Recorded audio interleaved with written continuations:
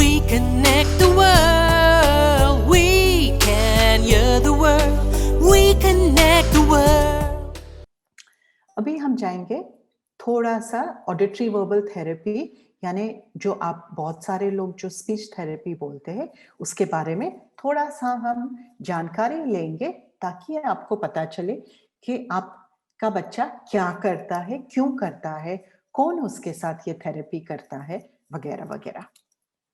तो पहले तो हम बात करेंगे कि ऑडिटरी वर्बल थेरेपी क्या है, उसका जो लक्ष्य है, उसका गोल है वो क्या है, और थेरेपिस्ट का रोल क्या है, और ये ऑडिटरी वर्बल कैसे की जाती है। तो पहले हम देखेंगे ऑडिटरी वर्बल थेरेपी जो हमारे बच्चे जो कॉक्लियर इम्प्लांट यूज करते हैं वो सब बच्चों के लिए ये थेरेपी यूज की जाती है। ये एक अप्रोच जो है वो अर्ली इंटरवेंशन अप्रोच है, यानी जो बच्चे जब भी छोटे हैं, छोटेपन में जितना जल्द से जल्द हो सके, जब भी उनको डिटेक्ट होता है उनका हियरिंग लॉस, हियरिंग एड्स या कॉक्लियर इम्प्लांट फिट होता है, उनके लिए सबसे बेहतर काम करता है ये ऑडिटरी वर्बल थेरेपी। ये ऑडिटरी वर्बल थेरेपी में हर बच्चा हमेशा हियरिंग डिवाइस यूज करता है, या कॉक्लियर इम्प्लांट, हियरिंग एड या बाहा सिस्टम। यहाँ पे मेन ये चीज है कि यहाँ पे ऑडिशन यानी सुनने से बात सीखते हैं बच्चे। दूसरा ये है कि मेन हमारा मुद्दा ऑडिटरी वर्बल थेरेपी का ये है कि बच्चे सुन के बोलना सीख सके। अभी हम जाएंगे कि हमारा ऑडिटरी वर्बल थेरेपी का लक्ष्य क्या है, मेन गोल क्या है, हम क्यों ये करते हैं। ये मेन गोल ये है कि हर बच्चा, हमारे जो बच्चे हैं वो दूसरे जो बच्चे जिनको टिपिकल हियरिंग है, जिनको हियरिंग लॉस नहीं है, उनके एज के इक्विवेलेंट आ सके, उनके एज के बराबर उनकी, हमारे बच्चे की सुनवाई हो सके। तो उनकी सुनवाई, उनकी स्पीच और उनकी भाषा, सब चीजें जो टिपिकल हियरिंग बच्चे हैं, जो बच्चे सुन सकते हैं, वो बच्चे के उम्र के लेवल में हमारे बच्चे आ सके। हमारा दूसरा जो मेन गोल ये है कि जो गैप रहता है, हमारे बच्चे जो, सपोज हमारा बच्चा 2 साल में हमको पता चला है कि हमारे बच्चे को सुनने की तकलीफ है, तो हम हियरिंग एड या कॉक्लियर इम्प्लांट 2 साल में डालते हैं।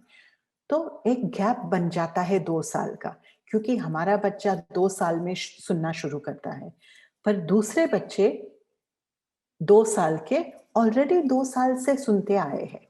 तो ये गैप 2 साल का है, उसको हमें भरना है।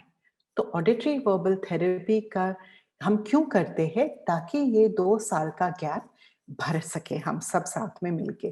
जैसे हमने पहले बोला था कि हम सब कैसे काम करते हैं एज अ टीम, माता पिता, auditory verbal therapist, ENT, audiologist, दूसरे रेमेडियल थेरेपिस्ट, ऑक्यूपेशनल थेरेपिस्ट, हम सब एक टीम के जैसे काम करेंगे तो साथ में मिलके हम ये गैप जल्द से जल्द भर पाएंगे।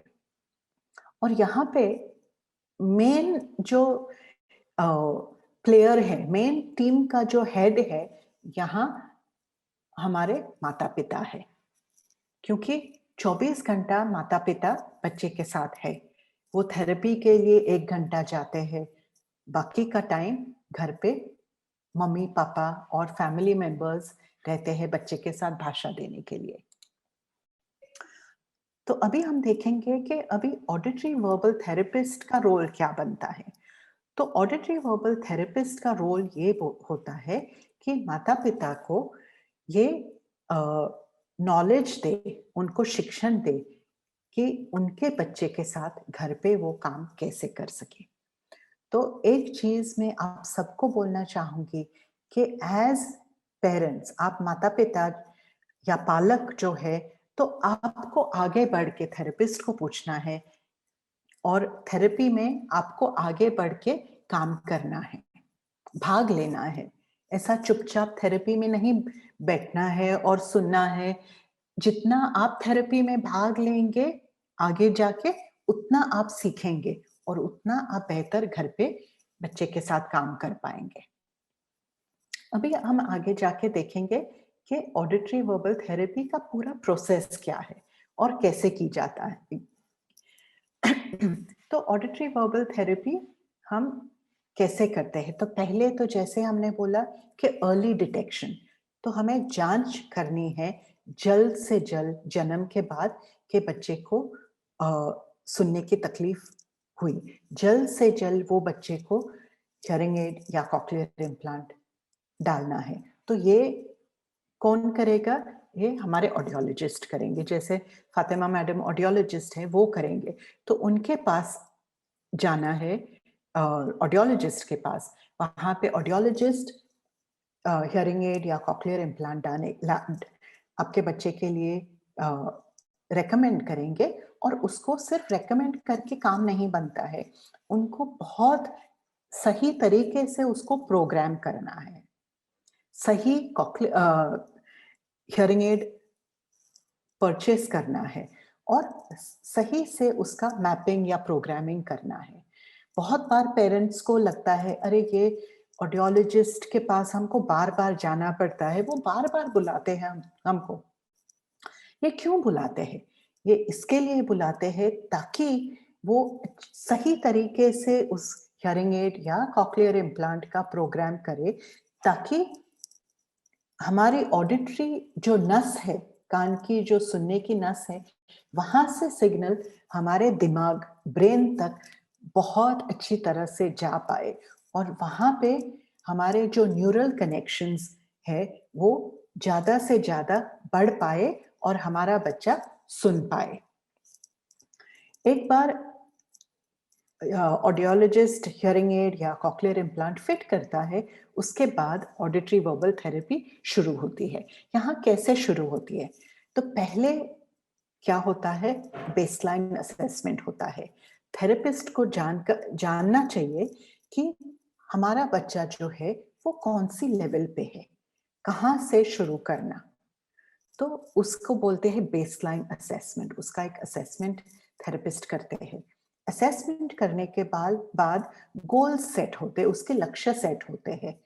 कोई थेरेपिस्ट 3 महीने के गोल सेट करते हैं, कोई 6 महीने के सेट करते हैं।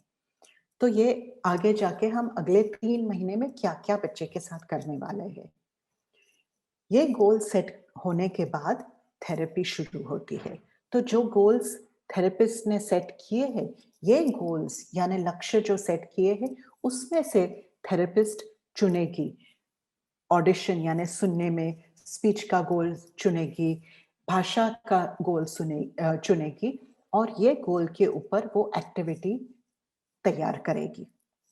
ये चीजें वो आपके साथ शेयर करेगी कि हमारा आज का लक्ष्य ये है और ये लक्ष्य का एक्टिविटी ये है। सपोज बाय चांस आप कोई थेरेपिस्ट के पास जाते हैं और वो आपके साथ शेयर नहीं करते हैं, तो आप एज पेरेंट्स उनको पूछ सकते हैं कि आज हमारे लेसन का लक्ष्य क्या है, ये लक्ष्य के द्वारा हम क्या एक्टिविटी करेंगे और घर पे हम कैसे उसके साथ प्रैक्टिस कर सकते हैं। तो ये हुआ थेरेपी। उसके बाद थेरेपी होने के बाद वापस 3 महीने के बाद वापस हमारे बच्चे का असेसमेंट होता है। वापस गोल्स सेट होते, लक्ष्य सेट होते हैं 3 महीने के और वापस थेरेपी शुरू होता है। तो ये एक पूरा एक साइकिल चलता जाता है। अभी जो थेरेपी जो होती है हमारे बच्चे के लिए, थेरेपी में लेसन प्लान एक होता है, जहाँ थेरेपिस्ट एक लेसन प्लान रखती है, जहाँ ये लक्ष्य डालते हैं, एक्टिविटी डालते हैं और ये सेशन में क्या बच्चे ने किया, क्या बच्चे को दिक्कत आती है और आगे थेरेपिस्ट क्या करेगी वो साइड में लिखेगी। यहाँ पे ये जो थेरेपी है ये पेरेंट को सामने रख के पेरेंट कोच्ड थेरेपी है।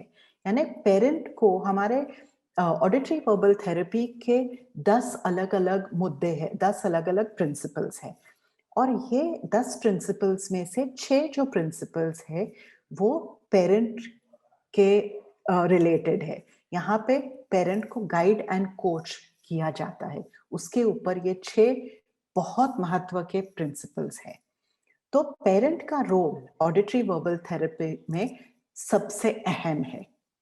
दूसरा भाग ये है कि पेरेंट के साथ ये एक फैमिली सेंटर्ड अप्रोच है, यानी हमारा जो परिवार है उनको उनके साथ का ये थेरेपी है। ये ऐसा नहीं है कि सिर्फ माँ आती है थेरेपी के लिए, माँ सीखती है और माँ जाके घर पे करती है।